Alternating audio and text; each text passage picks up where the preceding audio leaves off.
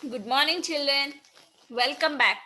So, today we are going to learn how to add the footnotes or comments to the presentations that we are showing in a slideshow. Okay, children? So, what is meant by adding footnote? Footnote means nothing but to add the notes to the presenter. Okay, so while presenting the slides to the audience. So, what happens? While giving these notes to the presentation or the audience, the people can easily understand what we are explaining. Okay, but these notes will not be visible to the audience while running the slideshow. Okay, children, while we are running the slideshow, we cannot show these particular notes to the audience. So now let us see how to create the notes. There are two ways, children. First way is selecting the notes tab. So directly here you will be showing the presentation and here you can add the notes. Okay. See, here you can add the notes and here the presentation will be shown. This is the first way. And the second thing, view. Coming to the view and then you can select here the notes page. These are the two ways. Here already notes page is selected because you are already in the notes page layout. Okay, children. So there are two ways. First way is to use the notes icon that is present directly in the window itself. And the second way is to select the view menu, and within the view menu you can select the notes page. Okay. Next one. Our next thing we are going to learn is navigation. Narration. Okay, it's not navigation, children, it's narration. That means to give the commentary or voice, okay, to the slideshow that we are showing to the audience. Okay, what is the next one? Narration. Narration means what, children? Narration means it is a commentary to the presentation. Okay, so for that you need to go to the sound recorder that is present in your system. Okay, for that you should go to the sound recorder that is present in your system, and then you should select insert menu and then select the movie and sound option, so that from this option you can select the voice that you have recorded.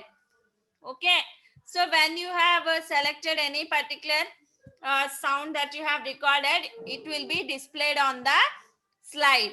When you click on it, that particular audio will be audible to the audience. Okay, children, clear? Next, we are going to learn how to set the timing of the show.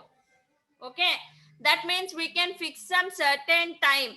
So based on that particular time, the slide will be automatically changing. Okay, the slide will be automatically changing after that time is completed. So for that, we should select slideshow and then rehearse timings. Okay, so after that particular time is over, the slide will be changing to the next slide. Clear, children? Understood? So when you repeat the same process for all the slides, this particular timer will be automatically set. Okay, so to set the timing, first you should go to slide menu. Within the slide menu, go to slide transition, and within the slide transition you should select automatically after. So when you set the timing here, so automatically after 1 second the slide will be changing. See, clear, children?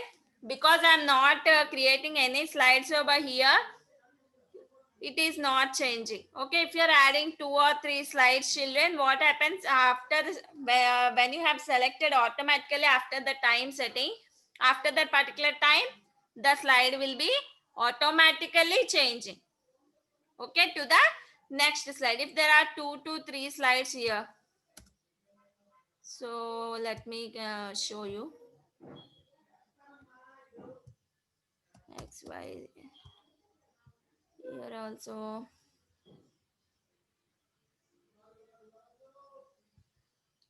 A, B, C. Okay, so I have selected apply to all slides. So now play. So see, immediately after 1 second, it will be changing.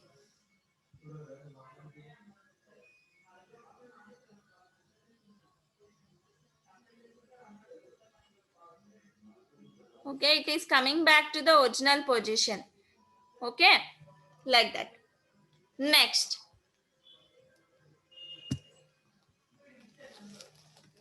Next, we are going to see how to protect our presentation from others. Okay, so for example, take our lab only. If you have created in your own presentations, and when the batch changes or the other class section children come to your lab and they'll be using your computer, by chance or the other, they'll be opening your project also or your PPT. So in order to safeguard your presentation, what you can do, you can keep a password for the presentation. So now let us see how to create a password for your presentations, children. So go to save as. See here, you are having an option called save with password. So when you save this particular file with the option save with password, what happens whenever if you want to open that particular file, it will be asking for the password. So let us see the options that we are going to get. Okay, see, enter password to open, confirm password. So here if you give the passwords, it will be saving that particular password, and whenever you want to open a particular PPT of yours, you should enter that password. Otherwise, that particular document will not be opened. Okay, so that is why what you should do, you should remember the password that you have kept for your PPT. Clear, children? So in today's class, what we came to learn how to add notes to the presentation. Notes means what, children? How we can create the notes. One way is to select the notes option directly, that is visible on the window. And second one is go to the view option. In the view option, you'll be having the notes page.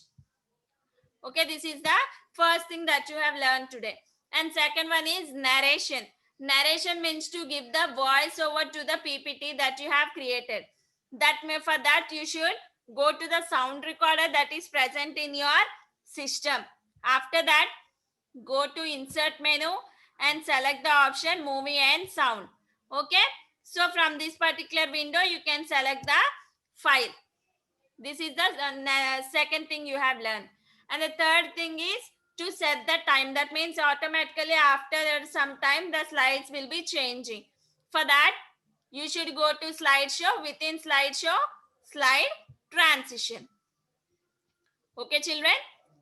There you can change the timings. But by default, we'll be using on mouse click only. That means when you use the mouse only, the slides will be changing. Clear, children? And the last one we came to know is about how to save your PPT with password.